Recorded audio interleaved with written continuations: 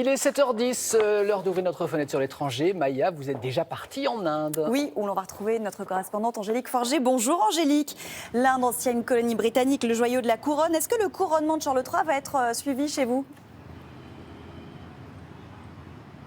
Bonjour Maya. Eh bien écoutez, juste avant de prendre l'antenne, je suis allée me promener dans ce quartier au cœur de New Delhi pour demander autour de moi si les Indiens s'apprêtaient à suivre le couronnement, mais je n'ai trouvé personne qui souhaite le suivre. Beaucoup ne savent même pas que cela a lieu aujourd'hui, mais cela n'a rien de très surprenant hein. Depuis que l'Inde a obtenu son indépendance, en 1947, le pays veut prendre ses distances avec le Royaume-Uni, l'ancien colonisateur, et avec la monarchie britannique.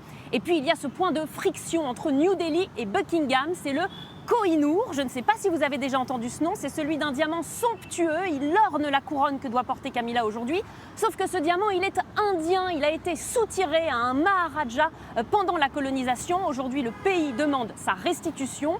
Bref, pour éviter un scandale diplomatique, Camilla a décidé de le retirer de la couronne. On vous explique tout ça dans notre reportage d'Ulysse Caillou et Lorraine Godefroy.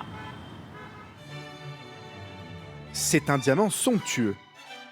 Il orne l'une des couronnes de la monarchie britannique. Mais Camilla ne le portera pas. Car le Koh-i-Noor, tant admiré, est aujourd'hui revendiqué par de nombreux Indiens. Le Koh-i-Noor appartient à l'Inde et il doit revenir en Inde. Il vient clairement des mines indiennes, donc il est à nous. Découvert sur ces terres du sud de l'Inde au XIVe siècle, le Koh-i-Noor est passé entre les mains d'empereurs moghols, dans celles d'un chef persan. Puis en 1849, c'est ce jeune Maharaja indien Dulip Singh qui le cède aux Britanniques. Bonjour, bienvenue. À la suite d'une défaite militaire, il est forcé de signer un traité qui l'oblige à donner le diamant aux Anglais. Voici Dulip Singh. Il a 8 ans. Il est en train de se soumettre à la domination britannique. Pour cette écrivaine, ce diamant est un symbole de soumission dont la famille royale et Camilla auraient aujourd'hui pris conscience.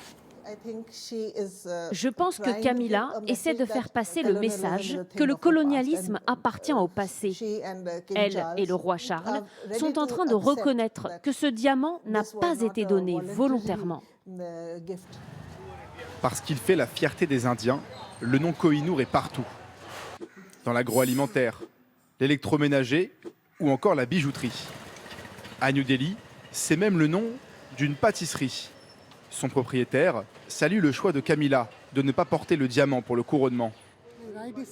Je pense que la reine a pris la bonne décision, car le Koh-i-Noor appartient à l'Inde et doit revenir en Inde. Aujourd'hui, la restitution du diamant est régulièrement réclamée par les autorités indiennes. Angélique, le Koh-i-Noor a donc été retiré de la couronne de Camilla, qui portera tout de même une couronne. Oui, rassurez-vous, elle portera bien une couronne. Ce sera celle que vous avez vue au début de notre reportage. En fait, c'est celle qui appartenait à la reine Marie, la grand-mère d'Élisabeth. Mais le Koh-i-Noor, lui, va rester à la Tour de Londres et il sera présenté au public à la fin du mois. Et présenté officiellement, je cite, comme un symbole de la conquête de la couronne britannique. Cela sonne un peu comme la reconnaissance d'un passé colonial douloureux. Merci beaucoup Angélique Forger en direct de New Delhi.